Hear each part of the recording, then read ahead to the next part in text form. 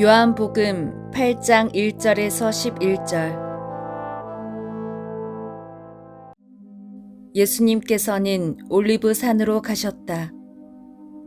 이른 아침에 예수님께서 다시 성전에 가시니 온 백성이 그분께 모여들었다. 그래서 그분께서는 앉으셔서 그들을 가르치셨다.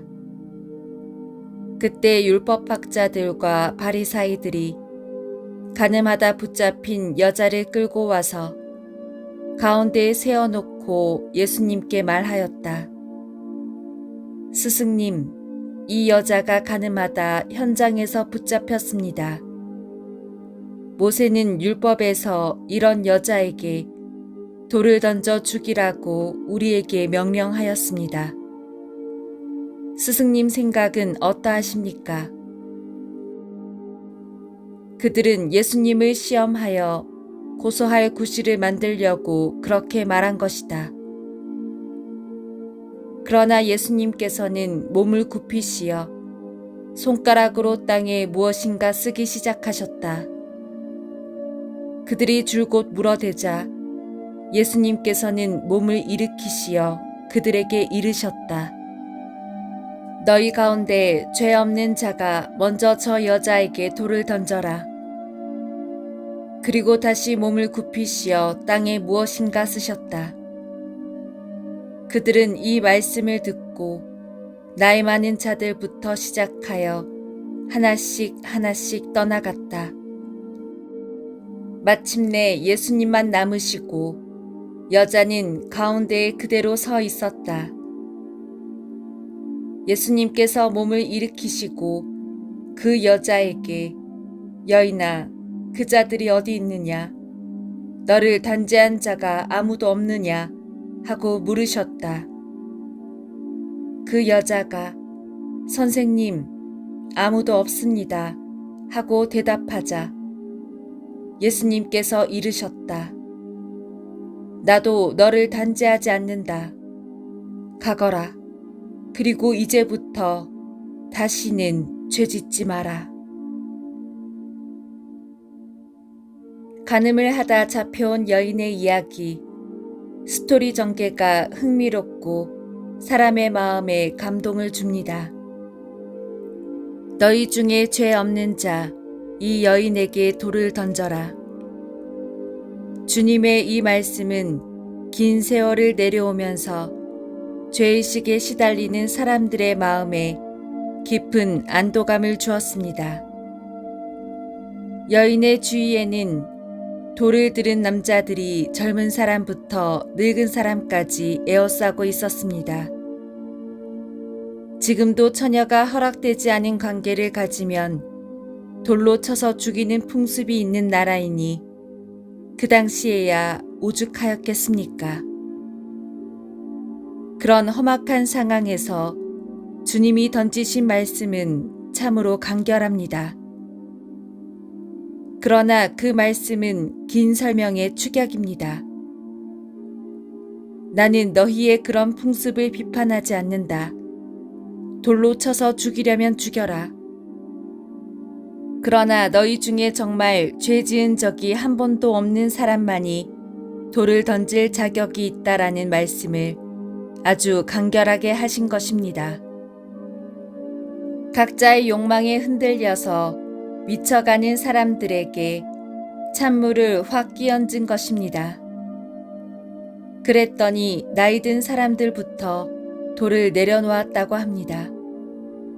여기서 젊은 사람, 나이 든 사람이란 말은 액면 그대로 이해하기보다는 심리적으로 미성숙한 사람, 성숙한 사람이라고 이해하시는 것이 좋습니다.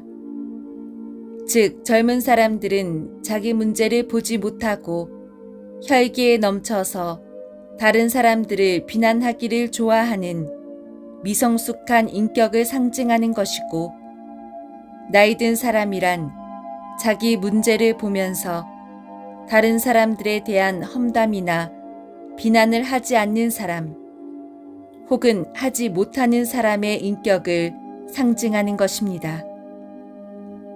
주님께서는 가늠한 여인이란 화두를 사람들에게 던지시고 사람들이 얼마나 자기 문제를 잘 보고 사는가에 대한 문제의식을 일깨워 주신 것입니다.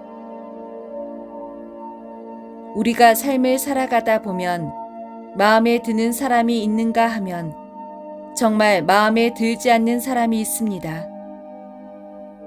그런데 마음에 들지 않는 사람 중에 왠지 죽이고 싶을 정도로 지나치게 미운 사람들이 있습니다. 왜 그런가? 사실은 나의 문제, 내가 인정하기 어려운 나의 문제가 상대방에게서 보였을 때 그런 현상이 생기는 것입니다. 이것을 투사라고 하는데, 따라서 사람의 내적인 성숙도는 내 마음 안에 생긴 견디기 어려울 정도의 불편한 감정을 밖으로 던지는 것이 아니라 왜 내 안에서 이런 감정이 생기는가 하고 자기 마음을 들여다볼 때 인식할 수 있습니다. 그리고 불편한 감정을 들여다보며 근원을 알려고 노력하는 사람을 우리는 성숙한 사람이라고 하는 것입니다. 그래서 우리는 메아 컬파, 네타시오를 하는 것입니다. 그런 의미에서 보면 성숙한 사람이란 마음의 평정심을 가진 사람이 아니라 파도치는 듯한 자기 마음을 들여다볼 줄 아는 사람, 파도에 흔들리면서도 정신줄을 놓지 않는 사람, 또 성숙한 사람은 그릇이 큰 사람이라는 평을 듣습니다. 사람의 마음을 흔히 그릇에 비유합니다. 이 마음 그릇의 크기를 알아보는 방법은 여러 가지가 있습니다만 그중 하나가 어떤 일이 생겼을 때 마음이 아픈가 하는 것으로 알 수 있다고 합니다. 예를 들면 신문 기사를 보면서 좋지 않은 일을 보았을 때 마음이 아픈지 아닌지를 보는 것입니다. 마음의 그릇이 큰 사람들은 다른 나라에서 일어난 일을 보고도 마음 아파한다고 합니다. 자기와 별 상관없는 사람들의 이야기를 들으면서도 마음이 아프다고 합니다. 그 다음이 자기와 관련 있는 사람들의 이야기에만 마음 아파한다 하고, 가장 마음 그릇이 작은 사람들은 자기 문제만 속상해한다 하죠. 이렇게 마음 그릇이 작으면 어떤 일이 생기는가? 자기 걱정만 하고 사는 것도 힘들어하는 사람들을 일컬어서 사회성이 없다고 하는데, 이런 경우 사회에서 크게 성공하지 못합니다. 이 사람들은 다른 사람에 대하여 진심으로 배려하지 못하고 늘 자기 이익만을 위해서 다른 사람들을 이용하기 때문에 결국 사람들로부터 버림받고 맙니다.